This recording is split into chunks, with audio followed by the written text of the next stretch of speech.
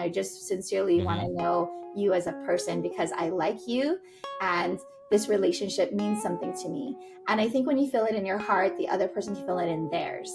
It's kind of like, the Catholic Charities.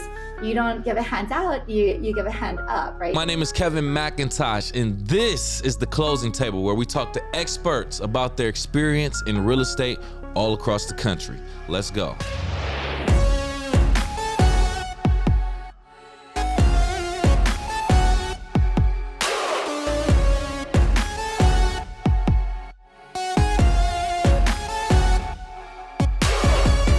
Welcome to the Closing Table Podcast. I am your host, Kevin C. McIntosh. And join us on this episode representing a brand new market. Can't wait to talk to her. We're talking to real estate professional, Caron Ling. How are you, Caron? I'm great. And how are you? I'm doing just peachy. Just looking at your face, looking at your background, your setup, it just makes me want to smile. I'm so jealous, but we will talk about why I'm so jealous very soon. Before we get into the jumping into the real estate, let's talk about you as a person, Caron. In 60 seconds or less, can you tell us who you are outside of real estate? Well, outside of real estate, I feel like my mission describes who I am. And so my mission is to bring joy to everyone I meet, whether for a second or for a lifetime. Ooh, short and sweet, to the point. I like that. That's very unselfish of you. That's putting more into others. Well, not to say that you're putting it into yourself, but it shows that you care more about what you give than what you receive. Correct? I guess you could look at it that way. I always like to add on to it that it includes myself. Because if you don't take care of yourself, care for yourself, and love on yourself, then you're not going to be able to help other people. So I think that helps with everything. Yes, yeah. I agree. You can't pour from an empty cup. Well said. Beautiful. Okay, so cool. You are a real estate professional. So I want you to describe your real estate business for us. And if you are able to, hit on a few key points. How long you've been licensed, what you consider your niche or specialty, and any notable achievements. Okay, well, I've been doing real estate. I've hit my 20-year mark. I think it's amazing because I didn't realize, thank you. I didn't realize I'm considered an old timer until someone told me that. I'm like, 20 years, that's an old timer? Yes, and my niche is basically Metro Honolulu.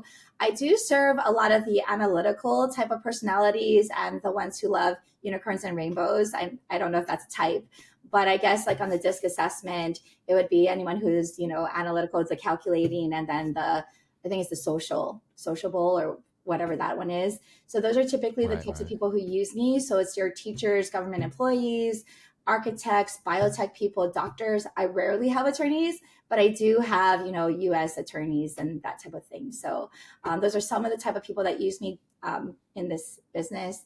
And there was one more question. I'm not sure which one was the last question. Notable achievements?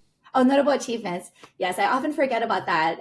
I just had an interview with a potential client. Actually, they're going to use me. I'm going to be listing their home in about a year.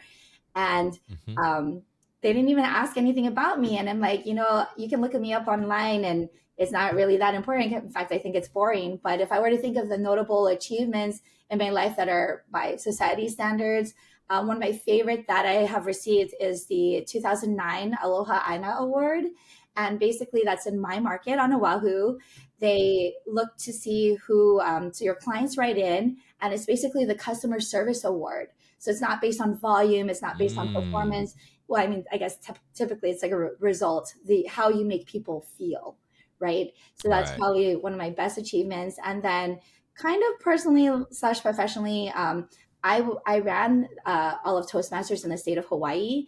So in 2016, 2017, I think I was district director that year, and we were a distinguished district. So that was a huge deal to me, as well as like when I set a goal in mind, which was to compete, I won second place. And you think, why would that be a big achievement? Because my goal was to make the big stage in Hawaii. And I'm so glad that I didn't go on to the international stage, because I think it would have died of stage fright. So those are my wow. Yeah. Good work though. You're putting in great work though. And I love your character it speaks to your character in a way, exactly like what you said your mission is. You're going out there, you're giving yourself to your community, you're helping your community, and you've been doing this for a while also, so you're very, very experienced and successful. So thank you for painting that picture for us and giving us that context. Now, here's the part that I couldn't wait for. Okay. Describing your current market. You are in a unique market that we have not had a guest representing on here yet. So if you can, please describe your market geographically that you serve. Give us much detail for the people like myself who have never been there. Describe it, please. It's funny. I didn't realize how many people have not been to Hawaii before. And our market is very unique because, as you know, so there are 8 islands in the Hawaiian island chain, and we call Vegas the 9th island. So that's because a lot of Hawaii people like to go and gamble, and it's a 5.5 hour flight. Oh, so. That's hilarious. It is. I wouldn't consider Vegas my geographical area, but to give you an idea, so I serve Oahu, but I know a bunch of agents that I'm very close to on every single island, so I can always refer to anyone, a very great agent. So Oahu is actually it takes 2 hours to basically go around the whole island. Now in California, in traffic, it takes you 2 hours just to get like probably some place that within no the traffic city. Would be half an hour maybe, right? So 2 hours around the whole island.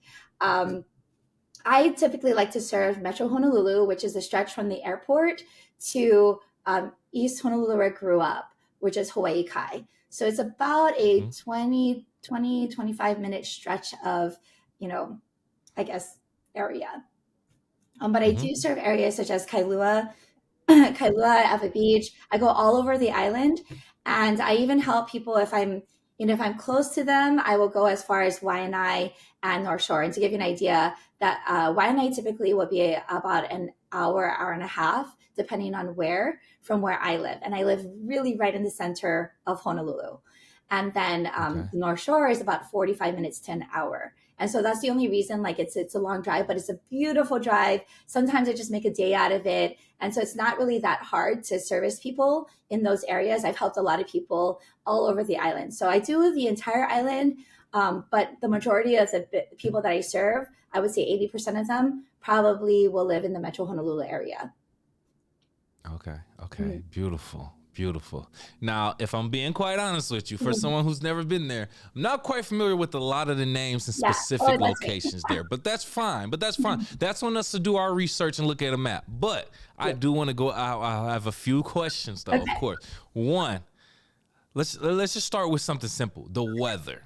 It's January 2024, technically the winter time in the United States. I'm looking out your window. It looks beautiful. You said you have the air on. What's the weather like usually around this time and year round? Okay, a lot of times my friends or people who come to visit Hawaii, they ask me, when's the best time to come? So peak seasons are going to be summer and then Christmas because people have vacation. I typically like the winter months, even though it's rainy, because it's cooler. And then you also get the sun. One of my friends came to visit and they said that they love it when it's raining and sunshiny.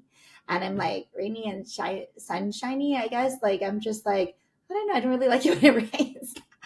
Doesn't necessarily mix, but okay. Yeah, but it's beautiful. You get to see the rainbows, which are spectacular here. That's why we're called, our college sports team is called the Rainbow Warriors. And so that's beautiful as the rainbows. But in Hawaii, we have something called passing showers. So it could sometimes pour, or maybe it's just like a shower. And then within like minutes, it's gone. So I think that's one of the things that we're kind of known for too. Ooh. Wow. Okay. So what temperatures are we talking about now? Are you in the 70s, 80s right now, 90s? I didn't look at, I could look at it, what it is right now, but I know that I looked earlier. It was 70s, but we're now it's around 11:30 right now. So it looks like it's 78 degrees. Yeah. Bring it here, please. We need some of that here. And I'm about like 10 minutes. Like I can, I don't know if I'm supposed to use the word walk, but I can walk to the beach in like 7 to 10 minutes right now. That's how close I am. So it looks like I'm looking at water right behind you. Is that not like a beach behind? Is that not water? behind me is Kaka'ako. I live in an area called Kaka'ako. It is it's kind of like a luxury area, and there's a lot to do. It's where all of my so I like walk across the street to my favorite coffee shop. Sometimes my friends know I'm lazy, so they're like, "You want to eat across the street from you?" I'm like, "Yes, let's go across the street." Yeah. We'll go That's down funny. here and then we'll eat it because it's like a very popular area. So we're very close to Ala Oh, Moana. okay. It's about a 10-minute stretch over here. Yeah. So the beach, Oh, so what you see is Kaka'ako Beach Park. If I were to walk there, it's about a 5 to 7 minute walk. And then that's where I watch sunset. There's a surf spot there. There's some restaurants, but it's pretty much like there's like a nursery and that's where there's flowers and plants and um, mm-hmm. yeah, and they film. There's a lot of filming in Kakako, by the way. So NCIS Really? Hawaii, it's like a touristy thing to do, or like, if you live here you want to do that too. So NCIS Hawaii, Magnum PI, Hallmark movies, and then doc Doogie no Dr. Kamealoha. Doogie Howser is like Doogie Okay. Howser, but I kind of forget, but it's on the Disney Channel, so they film over there too. So there's like Okay. warehouses that they film at. I Nice. know. Nice. All back Okay. there. My last question to you. You mentioned traveling to the different islands to Mhm. handle certain transactions. What's the transportation like there? Is everyone moving from island to island via plane, boat? Are there bridges? Like, how are you making these connections through the islands? So you would typically catch a plane. And so I always have visitors coming in. So I'm always like, okay, trying to juggle everything. And my girlfriend wants to go fly to Big Island. I'm like, you can go there for a day because it's like 20, 30 minutes, or it could be as much as 45 minutes. That's the longest plane ride here. And so I know that people on the mainland are very used to that. But I'm like, oh my goodness, this is so great. I could go to another island for 45 minutes. So Yeah. you catch a Yeah. plane. They used to have a ferry, I think from Oahu to like Maui or something like that. But we have a lot of environmentalists, and so they worry about wells come here, things you're doing to the reefs. There's a lot of things that are Wow. that got squashed pretty fast. And then there is a ferry that goes once a week, I believe, from Maui to Molokai. And Molokai is one of my favorite islands. It's very lesser known. There's no tour, like pretty much zero tourism there. But it's one of my favorites because you can truly relax there. So not a plug to go to Molokai if you're Mm. visiting Hawaii, but if you want absolutely nothing to do and pretty decent food for a couple of days, that's the island to go to. That was Oh, I'm Paris. just soaking it in. I'm just imagining myself laid on the beach. Hawaii is my bucket list place. It's Oh, on you my have to bucket list. come. I have to come. I I'm the have to best. come. I'm the best tour guide. Like 100%. I'll take you around. Yes. Yeah. Oh, I would love that. I would love that. I would love that. Okay, I got a million questions I can ask, but let's continue to move forward. Okay, so now that we talked about where you're serving, we're in the islands. Let's talk about the economics, the Right. data, information in regards to housing and real estate there. That's what we're here for. So what are we looking at in terms of maybe average pricing, sale to list price, average days on market? What information do you have in regards to that? So typically it's in the 90s. I mean, it varies depending on like the month or the day, that type of thing. As far as like list to sales price, so it's like 95%. It's usually averaging. And Okay, then, okay. yeah, it's kind of like the occupancy rate at the hotels is at least 90%. It's always booked. Right, Like people right. ask me all the time for Airbnbs. I'm like, don't worry about it. You'll have people. It's hard to say that, but it's true. It's the truth. Our average sales Mm. price is usually like for condos around 515 right now, and then Whew. the median sales price, and then I kind of forget the single family homes, but they're typically about 1.1 to 1.2. Whew. Yeah, yeah, yeah, Big money out there. We're talking M's. I love that. And I almost expected that, right? We're talking about the islands. We're talking about a place that's far from what you consider, what you say the mainlands. So we're talking about beautiful areas probably everywhere. It's probably not a bad, I can't imagine. Is there a bad place, a bad scene, I guess? I feel like almost anywhere in Hawaii you would have a great view, correct? yeah. I think I took a few friends golfing one day, and I decided to go where I wanted to go instead of thinking about like the fact that maybe they might want to see the ocean, because that's really what people come here for, is the beach and the ocean, right? So I went to a place that was like full of foliage, like the native Hawaiian plant foliage, and it's called Royal Hawaiian Golf Course. And they were like, "This is the most beautiful golf course ever." And so it's like mountains, and if it's raining, which it kind of was, you can see waterfalls on the mountain. So to me, there's really no bad view, but most people, like, I mean, you can see I have an ocean view. Most people, when they move here, they want this view, right? But it's hot. It's so hot. So like, it was hot all day because I've been on Zoom calls all day. I'm like, oh my goodness, it's so hot. And then I'm complaining, but then you're in like winter. All right. Like, I got the AC on. I'm like, the AC. Yes. And when you have the mountain view, it's so cool. You don't even need AC. I bet. Oh, yeah. But right now, and that's why I said that. Yeah. No, please. Oh, right now, at night, even here in my condo, you don't actually need AC because the breeze is coming, and it's like about like 60, 70 sometimes, depending. Yeah. We're talking about 60, 70 even at night? Yeah. Yeah. Oh, put me in a suitcase. Send me there, please. Oh my goodness. Beautiful. Hikes are beautiful. That is great. Yep. Yes. And that was my point too. I feel like almost anywhere you would have residents would make a great location in Hawaii, which I completely understand the price point there, with that being said. So thank you for adding that perspective. I want to talk about you giving back, because you have a lot of instances where you've been giving back to the community. Can you share an experience where your involvement in a community, particularly with the Catholic Charities of Hawaii, had a meaningful impact on the lives of individuals in your community? Right. So I actually started a lot of my community service probably in high school. And then I happen to be Catholic. You don't have to be Catholic to be on the board for Catholic Charities. And it's one of the bigger boards, so it's like 30 members. And then you have to interview and be selected. When I got interviewed, I actually was asked by a very good friend, and I did not want to be on a big board. I don't want to even be on a board. That sounds like a lot of work. You know, I was 28 maybe at the time. And I was just like, no, like this doesn't seem like I've got a lot going on. So I just wanted to bomb this interview. But then I met the CEO, president of Catholic Charities Hawaii. He's since retired. And he was just like an old friend.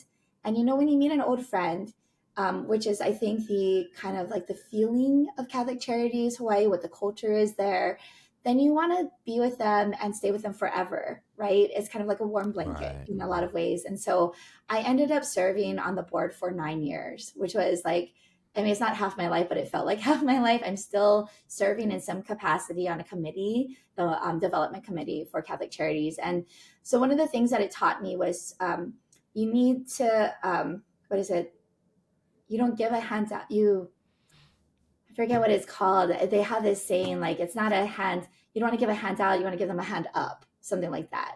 Ooh, okay. And that's what I love about Catholic Charities Hawaii. I've seen, they have this one where I guess, you know, boys, they go to a juvenile home, and it's like, I got to visit and then like see them cook, and they served like dinner, and like they're trying to better their lives. And that's what Catholic Charities does, is they give you a hand up, not a handout. That's what it is. They give you a hand up, not a handout. And so they teach them how, like, even they have like the Mary Jane home, which is for women who are unwed mothers, right? So they're pregnant, and they help them through pregnancy and how to get a job and to survive on their own. And these could have been abused women, right? And this home is kept very private, because if they came from like an abused relationship, then that person is going to try to find them, right? And so it's very, very private. So I've gotten to visit these women, get to know them and know their stories. So they've shared a lot, and there's like events where they share their own personal stories. I don't want to share their stories. It's not mine to tell. Right. It's pretty amazing to watch them do that. And a lot of times really big donors give like multi-generational homes or investment type properties, like with like 12 units. And then they use that to serve that community, right? To give them like temporary housing so that they can learn how to survive on their own, and then eventually get out of that situation.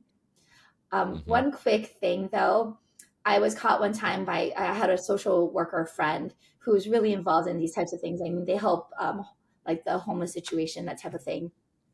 And Mm-hmm. and this was a client of mine, and I had said something totally off color. Okay, so I'm not going to say what it is because I don't want to offend people. Okay, actually, what I did say was, anyone can get out of their situation that they're in, and I want you to know that that's not actually true. They can't, because the way that the American system is there comes a point where you get up to this level, and then to get to the point where you're actually, where most of us are, like middle class, that type of thing, you actually have to go up this barrier that actually decreases the amount of money you have. And like, so then it's like, well, what's the point? Why should I go through this much just to be able to like thrive? Because it's so hard to get through it. Right. Right. Yeah. So that's what actually keeps a lot of people in in that kind of like welfare situation. So that's a good point. Yeah. Yeah. My PSA. No, that's a great point. Yeah. Oh wow, that's great insight into that, and it shows your why. It shows your motivation, and I can only applaud you and commend you for taking your time, your additional time, to do something like that. No one's forcing you to do that. No one's. It's not an obligation. It's something that's coming from your heart that you want to help with, and also doing stuff like that in the community helps your brand.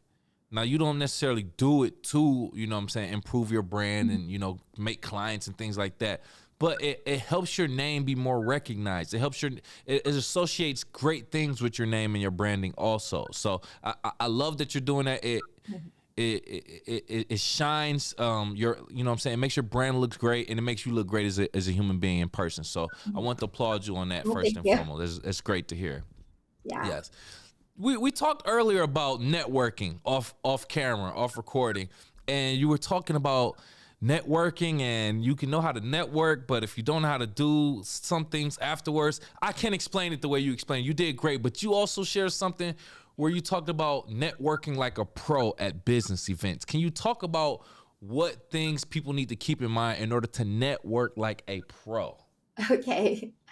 Well, networking, I feel most of my friends will think are my specialty, and it's something that I am passionate about, but only because like I feel like one of my purposes in life is to build deep, meaningful relationships. Because for me, what's the point? And then I also take it to the next step of like, I will only do it if I feel sincere about it. So I belong to a professional organization called Business Networking International, and you may have heard of it. It's the short form is BNI. And I had listened to one of Dr. Ivan Meisner's podcasts, and because you're not going to like everyone. I mean, let's be honest. I mean, I really don't like everyone. I probably people, but when you have that connection, I mean, I think this is a normal thing. Like when you have that connection, you want to build a relationship. Right. Correct. And so on this podcast, he had actually said, you don't have to do like, so in BNI, you get to do these one-to-ones, right? So you're building a relationship with the people in your BNI group, right? And you really do want to build these relationships. But if you don't like them or you don't have a connection with them and you're just trying to force something, then they're not going to refer to you and you're not going to refer to them. It's a waste of time. And I don't necessarily consider anything I do a waste of time, but that is one of them, because you're basically talking to someone that you don't even want to be there, right? And so I like to spend my time with people that I do want to be there. I sincerely want to be there. I sincerely want to know what makes them tick and like why they're doing what they do, what makes them want to live and makes their heart sing, I guess, to be cheesy. And so what I do is I'm not one of those people who just hands out business cards. I've seen that. We all kind of are like, okay. And I think I had said like, oh, I have these business cards, but it's actually like not even real estate related, but I just wanted to thank them for helping me. They're salespeople, but just they helped me in a situation and I really, truly appreciate it. And when you come from a sincere place like that, people can feel that. And then they remember it for a lifetime. I have a lot of my clients that remember what I've done for them, whether it was good or bad, or hopefully it was good. And they come back and I haven't even kept in touch. I mean, as a real estate agent, you're supposed to keep in touch, but like 10 years later, I didn't even keep in touch. And they're like, I still want to use you. But to get to your point about networking, what I do is I might meet somebody that I like, and it's very rare for me personally. And so when I meet that person, I want to start building a good relationship with them because I want to see them more. I want to do things with them and sincerely. And so I always tell people when I go to Vegas, I see the same 3 people. Now, it's not necessarily that I'm networking, but I'm building those relationships because they mean something to me. So I don't do things for the purpose of networking, but a friend of mine had said, wow, I wish I could build relationships the way that you do because it's like a really good, I guess, networking, right? And I realized like it's not a formula or a magic formula or anything, but it's something that I just thought, oh, I'll do this. So I go to Chicago a lot and there's a lot of realtors that I know there. And it's mostly because one of my best friends lives there. So I'll go up, visit her. And then while I'm there, I'll see a few other people that I have really good connections with. And then I also like to throw a big party. So I mean, who doesn't like a big party? Nice. And then I invite everyone to it. Now, currently I work at eXp Realty. So some people avoid eXp realtors like a plague, but others are just like, they know my heart, and that realtor who didn't show up at that party, he now knows like I sincerely just want to get to know him as a person, and I want to be like, we're just friends. I'm not trying to recruit you. I'm not trying to do that. I just sincerely want to know you as a person because I like you, and this relationship means something to me. And I think when you feel it in your heart, the other person can feel it in theirs. It's kind of like, the Catholic Charities, you don't give a hand out, you give a hand up, right? So you're building that relationship and you're just saying, hey, what can I do for you? Now, I do a lot of things for people on a daily basis. So I hope they never feel they have to owe me anything because it comes from a sincere place. And as soon as I do it, I forget it because I never want anyone to feel that they owe me anything because they don't. It's something that I choose to give to the world and I choose to give to them from the bottom of my heart. Kind of like cooking, it's love. Yeah. There it is. I'm so glad that you put emphasis on that. Mm-hmm. So many people get it confused. And this is what I heard recently. You get confused with being productive and being busy. Yes. So a lot of people get that confused. Just because you attend a networking event and you may shake some hands, exchange some cards, that just means you're busy. That doesn't necessarily mean you're being productive, though. So to be there and decipher the difference between just having small talk with someone and actually building a relationship with someone, that's being productive. That's actually taking you somewhere different. You know what I'm saying? Taking you to the next level, per se. So there's a huge difference between that, and I'm so glad you spoke on it because just attending a network event doesn't mean you actually did some actual networking or productive networking, I should say. Yes. So and like I always don't like beautiful that you are. That word busy. So 2 things are busy, and then one person actually, well, a lot of people have actually said to me, the one unique thing about me is that I treat everyone the same. So I'm not trying to get anything from anyone. I literally treat every human the same, and I think that's because I've always wanted that in return, to be treated kindly, right? And so when people tell me they're busy, I'm like, dude, I'm busy, but I will never say that to anyone. I will never ever say that to anyone because you're basically telling someone they're not important to you by saying that, and I told you, like, I want to be sincere. I want to be a kind human. I want to, maybe I might not leave a mark on this world, but I want to leave a mark on people's hearts. Right. So when I do something, it's not, so I never tell anyone I'm busy, but some people who know me very well, they're like, I know what you had to do to make it here, because because I basically had, like, so many people come to visit me. I do a lot of trips because I speak on real estate, and then they just to get somewhere is not exactly easy for me, right? Because I'm just making sure that I have time for the people I love. And I'm never going to tell them, oh, I had to reschedule and rearrange my whole schedule just so that we could hang out together. Why would you ever put that on someone? You would never want to. So that's what busy, I know, right? That's what busy is. Busy is saying, oh, look what I had to do just so I could hang out with you. Yeah. I never oh my goodness. Oh. Yeah, I'm like, you didn't have to do all that for me. Calm down. Like, we just want to spend some time with you. It's not that serious, but that is so important. And I like that you said that too. And that's why I said the difference between being busy and productive. Some people just claim that they're always busy, too busy. What are you really doing? Are you being productive, or are you just doing things that take up your time? And just say that you know what I'm saying? So I love that you said that. Part of something that I saw you consider your formula, right? Real estate success. You said network, market, learn, repeat. Oh, yeah. Now, we talked about networking often. I'm bringing it to your attention too. We talked about networking often, so we know that's a vital part. But first and foremost, what's the difference between networking and marketing? But let's just start there. Okay, well, I do feel like when you market to people, like it just has like a stigma to it, but marketing is really just selling yourself, right? So you're just, it's kind of like, I think people say you have that elevator pitch or whatever, right? But I like to make it about other people. So when you do that, I think in Toastmasters, I was always taught that when you make it about your audience, they can feel you. And then they want to buy what you have to sell. I know that's such a cheesy thing to say, but that's kind of the truth. And then networking, while you are also kind of marketing yourself, networking is really, to me, building deep, meaningful relationships. Because I think relationships, I mean, I just said art makes the world go round. I think we were talking about that. But building relationships and really having that connection with people, that's really what the world is all about. And so when I think of networking, it's really about how do I connect with this person? I'm not thinking of what they can do for me. I'm more always thinking like, what can I do for them? And I think because I do that and I make it about them, so it's similarities between networking and marketing, you're making it about the other person. Then you're building that connection, that deep, meaningful relationship. And then maybe they'll use you, maybe they won't. You know, most of the people I talk to already have a realtor, but sometimes they decide I'm the realtor for them, you know, just because of who I am. And I don't pretend or attempt to be anyone else other than who I am. And sometimes that works for people. And sometimes I am not the realtor for them.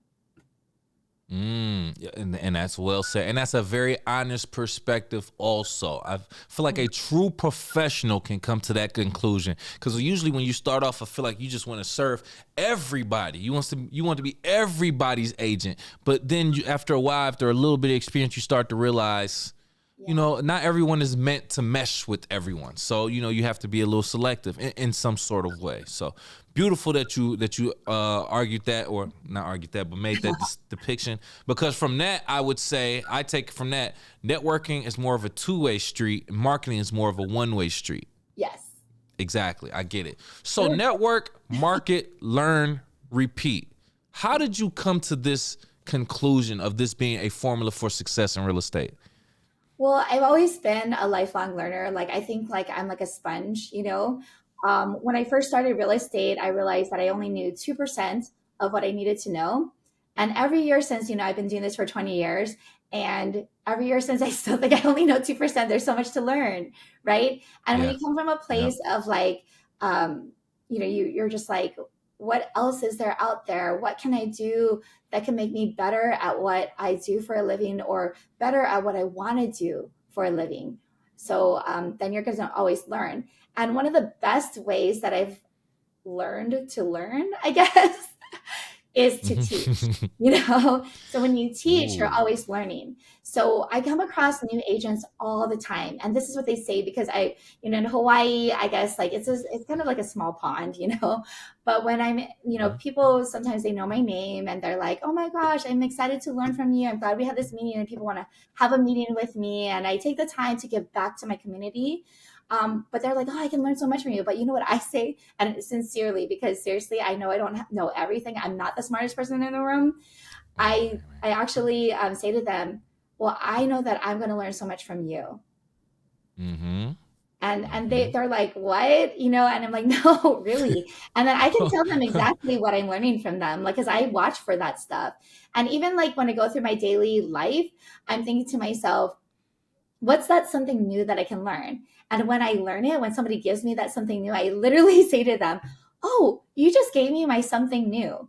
And most people who are around me know that I do this, but so they know what I'm talking about. But other people might be like, huh? What? No one says anything to me like, what are you talking about? Right. That's hilarious. I get it. No, thanks for providing that context. If I'm around you and you say that, I know. Okay, I taught her something new. But yeah, that's beautifully explained. Network, market, learn, repeat.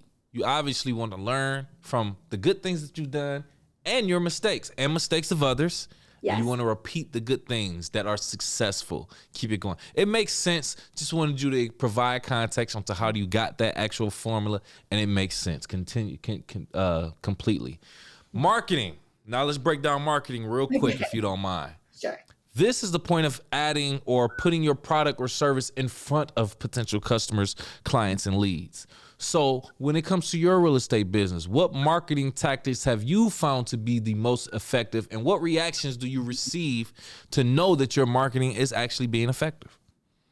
Well, I think whenever you're teaching something, so you learn by teaching. So whenever you teach something, so I really love Reels, just because it gives you a platform in which like you can teach something in 10 to 15 seconds or less, right? And Mm-hmm. so when you're teaching someone about how to do real estate, a lot of my followers on Instagram are realtors, but I do have like at least a third of them are the general public.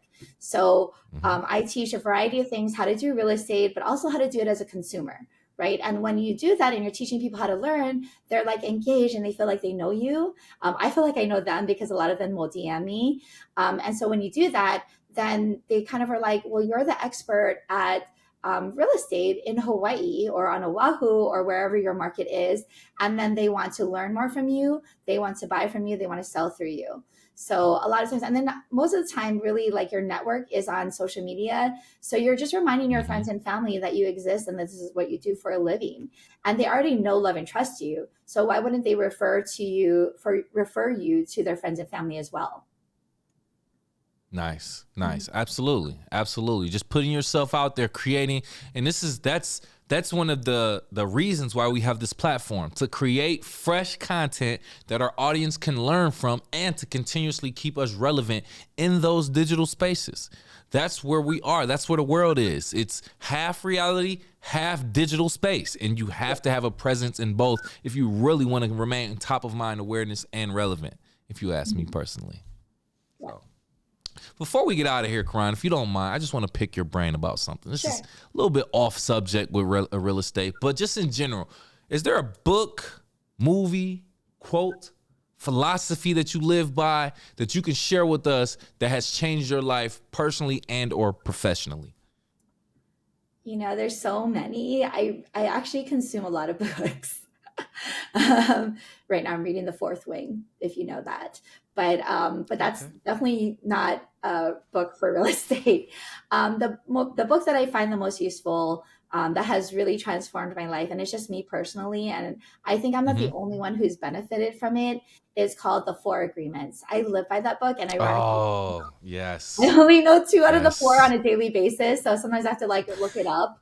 So the two, well, actually, the first that I could only remember for many years was don't take things personally, right? Correct. So, like, and Mm-hmm. in real estate in general, as a realtor, you do need tough skin. You cannot take things personally. So it's really funny because I counsel a lot of my friends on this, and I don't want to say don't take it personally, but I'm like, Right. dude, like people might be getting a divorce or something. I have a lot of clients getting a divorce, and I'm like, just don't make it worse. Just be quiet. Let them Mm. say their piece. Let your boyfriend say that, like they're not going to do what you want them to do, because the Mm-hmm. thing about it is they're not going, like, people say a whole bunch of things. Is it always true? Maybe. Not really.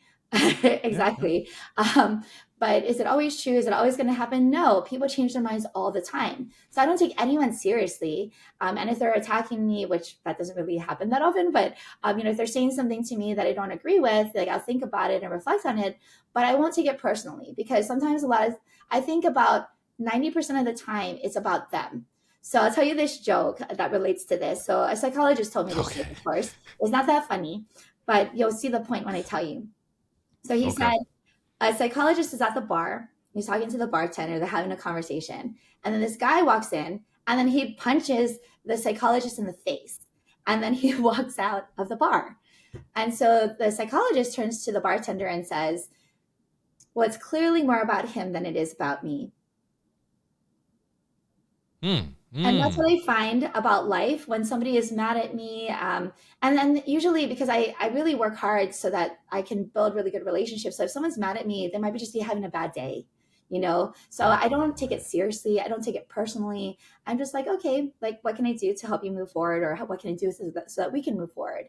And then the second thing is, and this has always been, so this is probably why I don't remember it so much, is so most people, I don't know statistically or anything like that, but in my experience, most people will keep their promises maybe about 60% of the time.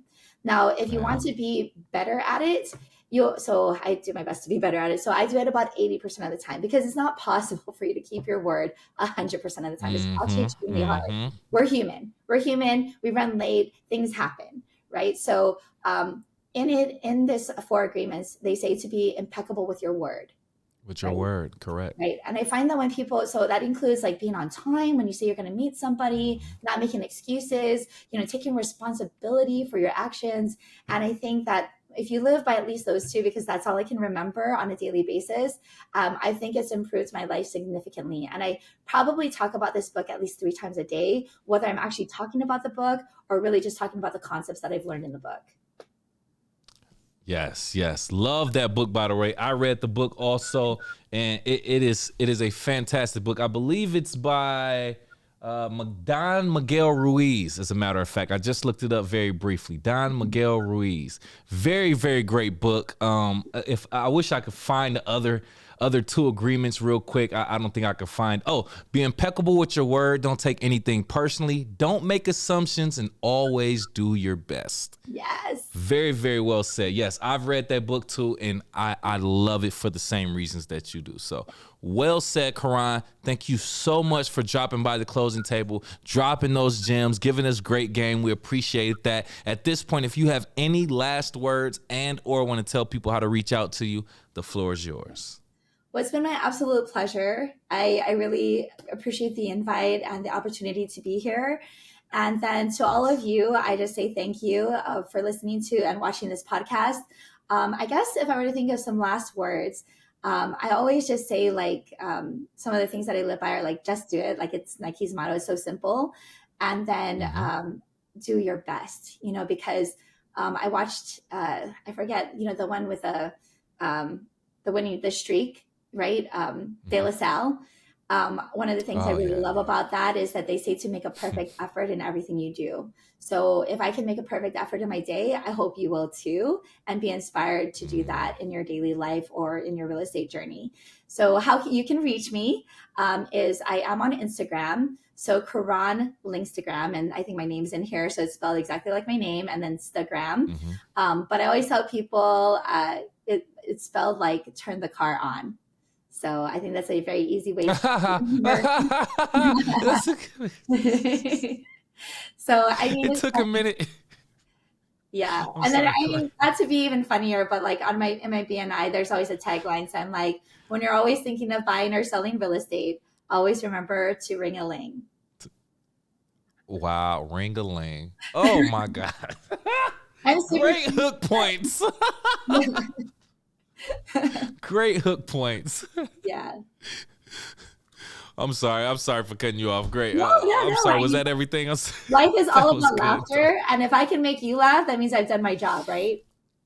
That was hilarious. You were on point today. Well, thank you so much again, Caron. We appreciate your time. For our YouTube audience watching right now, if you've gotten to this point in the video, do us both a favor and hit that like button, please, and thank you. Make sure you also subscribe to our channel and also share the content. If you are listening on Apple, Spotify, or any other podcast platform, please do the same. Give us a like, 5-star rating, and subscribe for our latest content. Before we get out of here, Caron, I'm just going to leave our audience with a question just to get their brains turning. So this is for you. What are some of the best strategies of networking that you practice? Don't tell us now. Leave it in the comments below. Besides that, we'll talk to you next time.